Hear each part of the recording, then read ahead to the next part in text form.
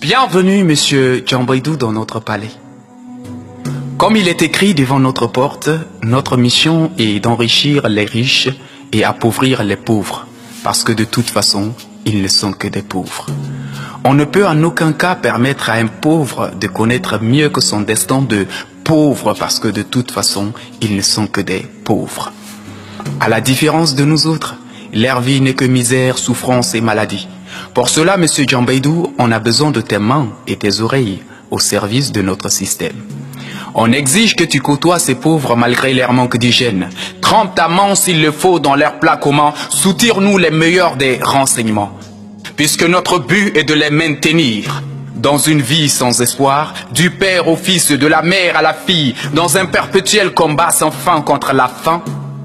On aimerait les voir cohabiter avec l'inquiétude et l'incertitude jusqu'à ce qu'ils épousent la frustration et la haine.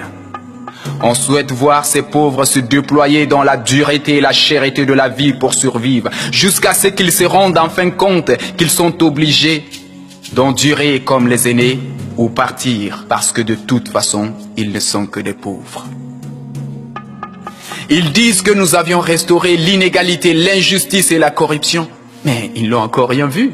Bientôt, le mot confiance ne fera plus partie de leur langage. Le rire et la beauté, ils ne le verront que sur nos visages. Tout moyen d'expression, art, médias et presse écrite ne sera plus que souvenir, parce que de toute façon, ils ne sont que des pauvres. Ils verront leurs proches périr dans les hôpitaux, personne pour les aider. L'un après l'autre, ils trébucheront face à des épidémies qui ne demandent que simple vaccination, parce que de toute façon, ils ne sont que des pauvres.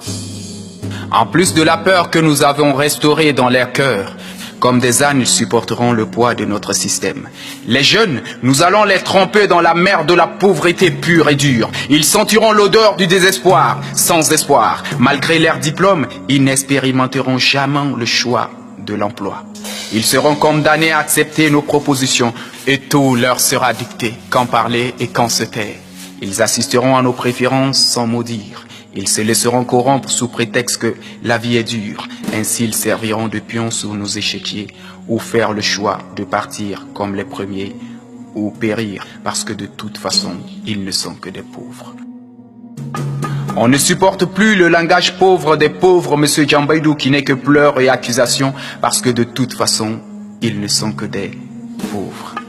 Non, Djambaydou, tu n'as pas à t'inquiéter. Ces pauvres ne se révolteront jamais parce qu'ils ne savent pas quoi revendiquer. Quand Sinda il faut, Sina il faut goûter Kalahawi. L'industrie minière de ce pays n'est pas leur préoccupation première. Qu'ils soient dominés, trompés ou écartés, ils n'exprimeront jamais leur déception. Ils sont excessivement occupés par des discussions sans intérêt, des rencontres sans lendemain, sans oublier le comment trouver quoi manger. Pour se révolter, monsieur Djambaydou, il faut s'unir, se préparer. Mais ils sont éparpillés, perdus ou dépassés par leurs problèmes de survie. Leur seule occasion de se rencontrer, c'est les fadas des jeunes, les mariages et autres baptêmes. Et même quand ils se révolteront, monsieur Djambaydou, ils se tromperont de but parce qu'ils n'ont pas une vision commune. Bien qu'ils aient un destin commun pitoyable, ils s'en prendront à leurs semblables parce que de toute façon, ils ne sont que des pauvres. L'avenir, c'est nos enfants qui sont dans des meilleures écoles et dans des meilleures conditions. Nos enfants sont nés pour gouverner ces pauvres, parce que de toute façon, ils ne sont que des pauvres. Une dernière chose, monsieur Djambaydou, pour maintenir un pauvre dans sa pauvreté, montre-lui les chemins des croyances. Ainsi, il t'oubliera tout malheur et même son manque de volonté, il le verra comme émanant de la volonté supérieure. En attendant la miséricorde, il connaîtra la misère sans jamais se pendre à la corde. À présent, monsieur Djambaydou, tu peux rentrer chez toi, et mieux encore, avec une bouteille de whisky.